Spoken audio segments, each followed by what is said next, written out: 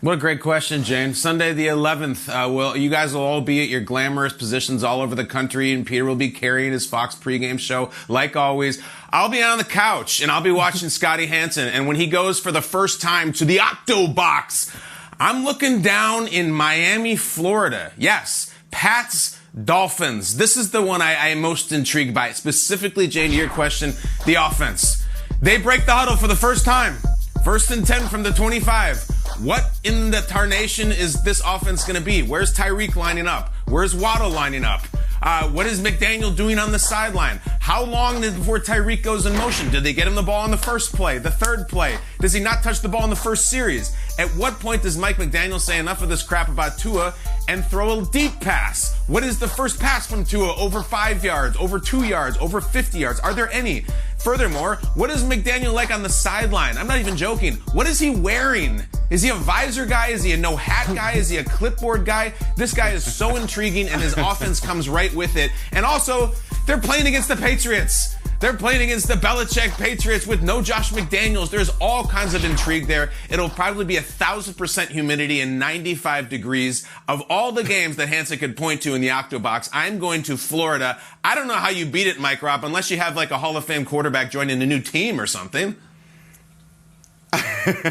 Hey, Kyle, man, you're absolutely right, man. When I look down there at that Miami offense, and again, Miami is undefeated, guys. I know you guys may not have played down there, but Miami, the city, is undefeated. Yeah. I'm telling you, the weather, all of that. But I'm going to have to go to the Denver Broncos, right? I gotta see what Russell Wilson looks like in a Denver Broncos uniform. I can't even believe that we're going to be talking about Russell Wilson in another uniform, especially he spent the last 10 years with my Seattle Seahawks. Look at that offense, Javonte Williams, Melvin Gordon, big-time receivers on the outside, KJ Hamler, Jerry Jeudy. And I'm very concerned about how this offense looks. I'm excited to see what it's going to look like, but I'm concerned because when you look at what Matthew Hackett has done, with that Green Bay Packers offense along with Matt LaFleur, they put Aaron Rodgers in a structure. Right, and to me, that's what helped Aaron Rodgers out. When you look at Russell Wilson, what was the narrative in Seattle? The narrative was Pete Carroll and the offensive staff wasn't letting Russ cook enough, right? Wasn't letting him, run around and get the off-script plays like we're accustomed to seeing, right? Just think about this, guys. When Russell Wilson is behind the center, when he was with the Seattle Seahawks, almost 20% of his passes were 20-plus yards down the football field. Almost a quarter of his passes were explosive. When you looked at Denver Broncos offense, they were 26 in the National Football League last year at producing explosive plays. So I assume the explosive plays are just going to come. But it is going to take some adjustment from the receivers on the outside, from the play caller, from the offensive line, because Russell Wilson isn't a guy that just plays in the structure. After he drops back, there's the initial play, and then there's the secondary plays, the extended drops. That's what I'm concerned with. That's what I'm excited to see. Can this offense adjust to how Russell Wilson cooks, for lack of better words? Mm-hmm. No, it's good. And Nathaniel Hackett is coming off that Rodgers experience where these are different types of quarterbacks, but he might know how to handle the status of a superstar. A lot of time a first-year coach comes in and it's like, gosh, I'm dealing with a Hall of Famer. How do I manage that relationship? Hackett had a great one with Rodgers. And, Mike, that's a great point. How about a guy who's not going to the Hall of Fame yet and a quarterback who we haven't seen much from yet, who finally has one of these offensive masterminds in his ear? I'm curious to see the Giants. You know, it says most excited to see. I say it with almost like I don't know what I'm looking at. Here's the Giants offense. The players seem to be talented, but the last play that we can remember was really, Fromm at quarterback in a 3rd and 18 or quarterback sneak where in week 18 where this was what everyone's going to take away from the Giants offense last year. What were the Giants from 2022? They were that play. That's the sum. That guy didn't like it at all. So what do? They go to Buffalo and hire Brian Daboll, who's maybe the most decorated offensive coordinator in the NFL last year. That's not him. Don't know who that is. No. What? That's my cap. Telling you guys, just because Kay left the show doesn't mean we're done. We're gonna keep this thing going, okay? We're gonna try.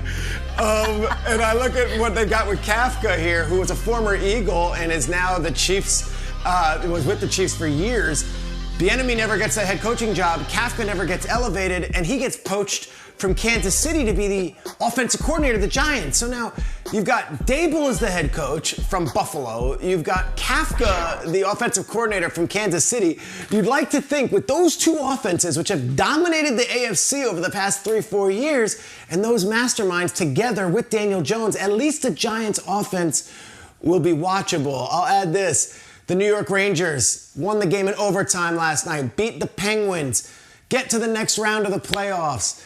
Guess who was in the crowd? Brian Dable. He has been in the crowd for 3 Rangers games in the playoffs. The Rangers are 3-0. He is the lucky charm in the Big Apple. Let's go, baby. Let's go, Dable. Bring that to New York and bring that to the Giants and take Kafka with you. We'll get the right photo once you get a win. Yeah. Tyrod Taylor will be playing by week 7. All right.